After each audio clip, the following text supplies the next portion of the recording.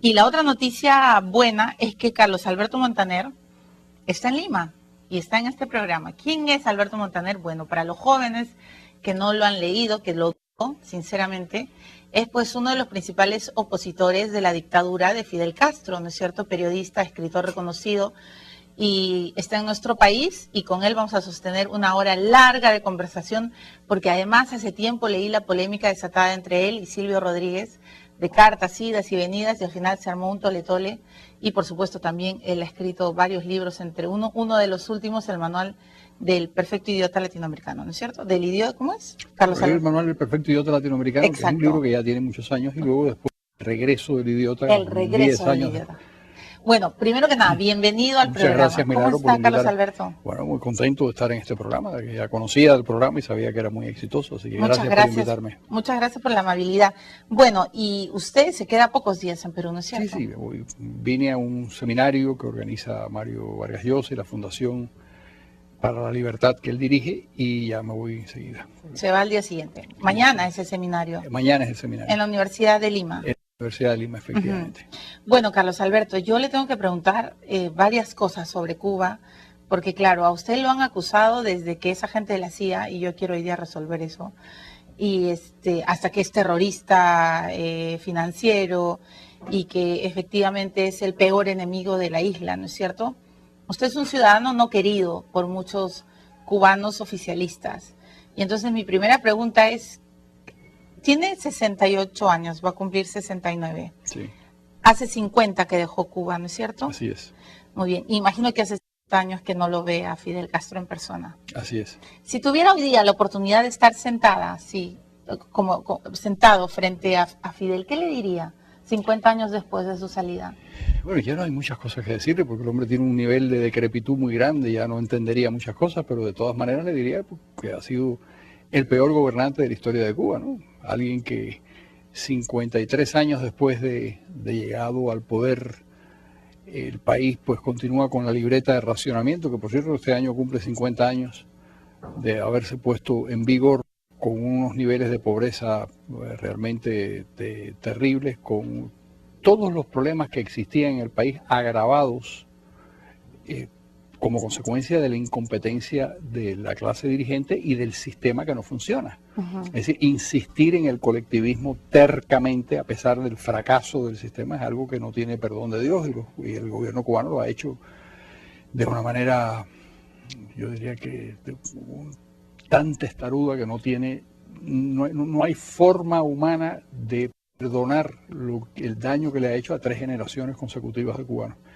Cuba era un país que hasta 1959 era un país receptor de inmigrantes, de donde prácticamente no había comunidades de cubanos que vivían en el exterior, ni mucho menos, porque era un país donde había ilusiones y donde se podía prosperar pese a todas las dificultades políticas que existieron, que eran muchas y que no eran tan extrañas en América Latina. Pero desde el punto de vista económico era un país con posibilidades, y desde el punto de vista social.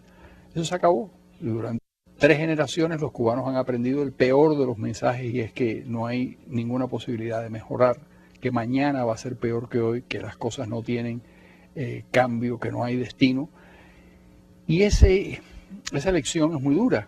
Claro, pero muchos cubanos afirman y cuestionan que parte de esa desgracia económica tiene que ver con el embargo.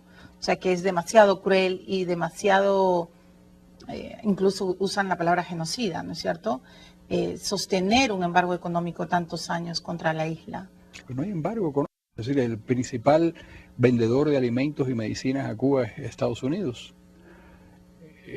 Varios miles de millones de dólares le vende.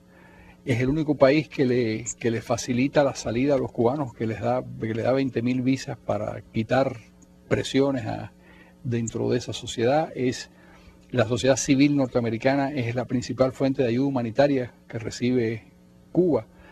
Los envíos de los exilados cubanos de dinero y de recursos es el principal factor de llegada de divisas al país, aparte de la ayuda copiosa de Venezuela. De manera que hablar del embargo es realmente una broma. El embargo consiste en 2 cosas: que Cuba no tiene acceso a los créditos norteamericanos, pero tiene acceso a los créditos del mundo entero si pagara sus deudas. y no tiene acceso. Pero hay muchos países pobres que no pagan sus deudas e igual tienen acceso a créditos. Bueno, a veces, si llega un punto en el que si no pagan sus deudas y no tienen acceso a crédito, porque hay una cosa que es el Club de París que decide internacionalmente a quién se le presta, a quién no se le presta. Sí, claro, pero ahí hay una cuestión política también a la hora de decir a quién le prestamos y a quién no.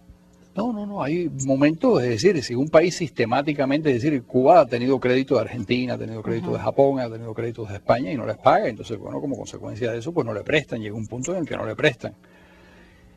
Y todo es la consecuencia del sistema improductivo. El sistema colectivista es un sistema por naturaleza muy improductivo, genera muy poca riqueza, entonces no pueden sencillamente sostener a un Estado moderno. No, es imposible porque los niveles de productividad son terribles. Ese es al final el problema fundamental del comunismo era su incapacidad para producir. En todos los países comunistas ocurría lo mismo y en Cuba ocurre peor porque es la misma clase dirigente durante 53 años, que son ellos. Y con el partido único y con la aparente democracia que y ellos son los que tener, gobiernan, ¿no? Y son los que hacen la auditoría y son los que... Entonces, pues, sencillamente se mienten a sí mismos. Están intentando hacer una reforma, pero una cosa mínima que no tiene ninguna posibilidad. Pero Carlos Alberto, ¿cómo entender que, digamos, pese a las voces críticas de muchos intelectuales, de muchos escritores, periodistas como usted, cómo entender que el pueblo cubano sigue tolerando 53 años con un solo gobernante? Porque yo siempre me he preguntado, si fuera realmente tan devastador, el pueblo ya se habría levantado. O sea, ¿qué ha sucedido? Bueno, en Corea del Norte llevan más tiempo con la misma familia. Primero Kim Il-sung, luego Kim Jong-il y ahora el otro hijo que ni sé cuál de los Kim es, sí, de los sucesores eternos. De los sucesores eternos. Y además las dictaduras en América Latina han tenido muy larga vida. Stroessner duró 35 años, Trujillo duró 30 años. Sí, pero 53 bueno, es como demasiado, ¿no? No, es tremendo porque llegaron muy jóvenes al poder. Pero esa es la consecuencia de tener todo el control institucional, el control del aparato represivo, el control de la policía, el control del ejército y de los tribunales y del mecanismos de propaganda. Por lo tanto, los cubanos prefieren jugarse la vida tratando de escapar en una balsa que jugarse la vida tratando de cambiar el sistema, porque tienen más posibilidades de sobrevivir en una balsa en medio del océano que intentando cambiar un régimen que es realmente hermético. ¿O se acostumbraron a Fidel? De alguna manera sí, de alguna manera sí. Entonces lo que quieren es sobrevivir como puedan, alimentarse, que es el gran reto de esas sociedades, y escapar de la mejor manera posible y si es posible largarse del país.